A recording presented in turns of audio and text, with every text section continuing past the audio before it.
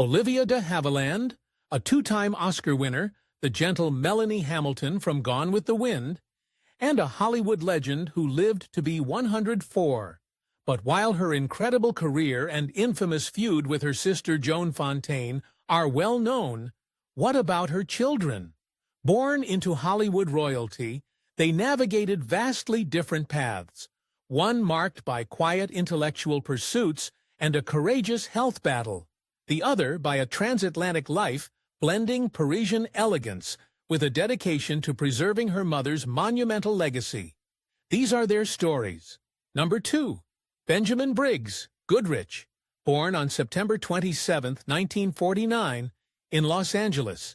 His mom, Olivia de Havilland, was at the peak of her career, having just filmed The Heiress, for which she'd win her second Oscar.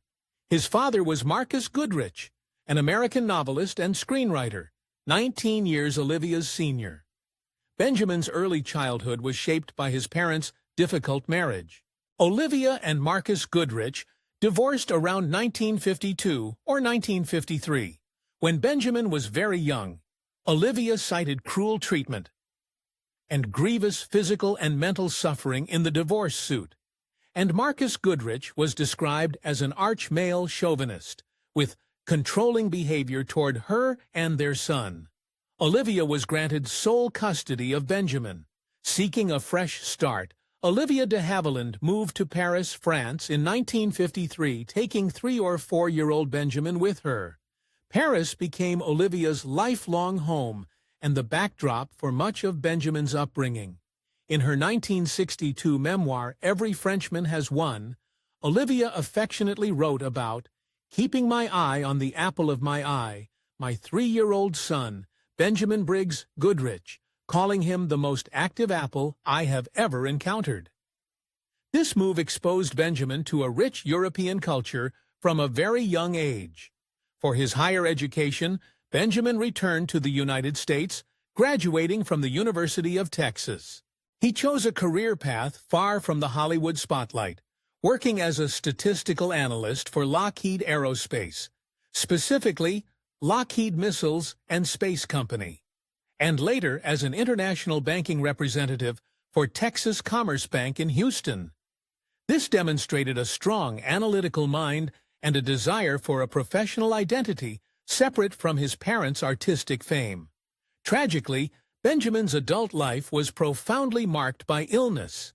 At the age of 19, he was diagnosed with Hodgkin's disease, a type of lymphoma. He battled this disease courageously for over 2 decades. Despite these immense health challenges, he later returned to academia, working on his doctorate at the time of his death. His mother, Olivia, was a constant pillar of support throughout his illness, nursing him and her Paris home during his final years. Benjamin Briggs Goodrich passed away in Paris on October 1, 1991. Some sources cite late September, from heart disease brought on by the treatments for Hodgkin's. He was just 42 years old. His father, Marcus Goodrich, passed away only 3 weeks later. Benjamin's life, though largely private, was one of intellectual pursuit, professional achievement, and incredible fortitude in the face of chronic illness, all under the devoted care of his mother. Number 1. Giselle Galante Chulak. Born on July 16 or 18, 1956, her mother was Olivia de Havilland, and her father was Pierre Galante, a distinguished French journalist and executive editor for the influential magazine Paris Match. Giselle's upbringing was deeply Parisian in the family home in the fashionable 16th arrondissement. In a candid 1987 interview, Giselle revealed that during her early childhood, she felt her mother used to work a lot and travel a lot, and her earliest memories were mainly of nannies. However, a family crisis dramatically reshaped their dynamic.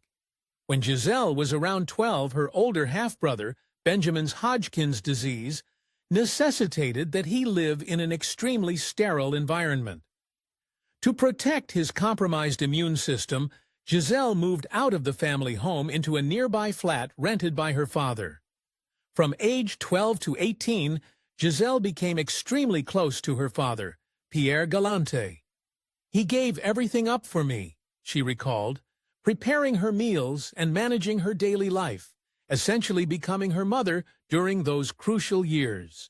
Her relationship with Olivia became more distant during this time due to a lack of shared time. Olivia and Pierre Galante had actually separated in 1962, when Giselle was about 6. However, they remarkably continued to live in the same house for another 6 years to raise Giselle together. Even after Pierre moved across the street and their divorce was finalized in 1979, they remained close friends with Olivia, caring for him before his death from lung cancer in 1998. This dedication from both parents, especially Pierre's intense care during Giselle's teens, profoundly shaped her. Giselle pursued higher education at the Université d'Anvers School of Law, earning a master's degree in French criminal law. After a 3-year legal apprenticeship, she pivoted to journalism, a field familiar through her father. She wrote for prominent French outlets including Paris Match, Elle, and the TV channel Canal+. In her 1987 interview, she spoke frankly about gender-based paid disparities in French journalism at the time. Her work at Paris Match included an article in 1983 titled Les Nouvelles Stars. Giselle's personal life included a publicized relationship with French rock icon Johnny Hallyday from 1987 to 1988. Paris Match even ran a cover story announcing their marriage, though official biographies tend to list it as a partnership. Later, she married Edward Roy Broida, a distinguished art collector, in 2005. He sadly passed away in 2006. Since 2011, Giselle has been married to Andrew Andy Chulak, an accomplished film and television editor known for work on shows like Cheers and Hill Street Blues. Though raised in Paris, Giselle now resides in Malibu, California, maintaining that transatlantic connection. There is no public information suggesting Giselle has children of her own. In her 1987 interview, Giselle reflected on longing for love and recognition, possibly due to perceived lacks in childhood, and expressed a hope for a lasting marriage. Contrasting it with her mother's private life is a total disaster in terms of failed marriages. Yet she also acknowledged Olivia taught her many things and was extremely independent. Today, Giselle Galante Chulak is a significant patron of the arts and education and a dedicated guardian of her mother's legacy. She serves as an honorary trustee for the Museum of Fine Arts, Houston, MFAH, where her late husband Edward Broida made a transformative art bequest.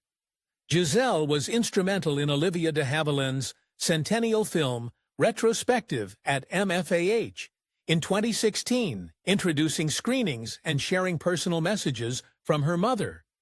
She and Andy Chulak are also significant benefactors of the American University of Paris, AUUP, where Olivia de Havilland was the first female trustee and where Benjamin Goodrich was an alumnus. They actively participated in the dedication of the Olivia de Havilland Theater at AUP's Montessuie Center for the Arts. Giselle has also publicly supported her mother, attending court hearings for Olivia's lawsuit against FX Networks over her portrayal in Feud, and introducing an Oxford lecture by her mother's lawyers on the case. In discussing an auction of Olivia's belongings, Giselle expressed her mother's wish for these items to have a second life with fans, allowing them to remember her legacy. Their stories highlight the diverse paths children of icons can take, one towards privacy and personal fortitude, the other towards public engagement and the active shaping of a celebrated family narrative.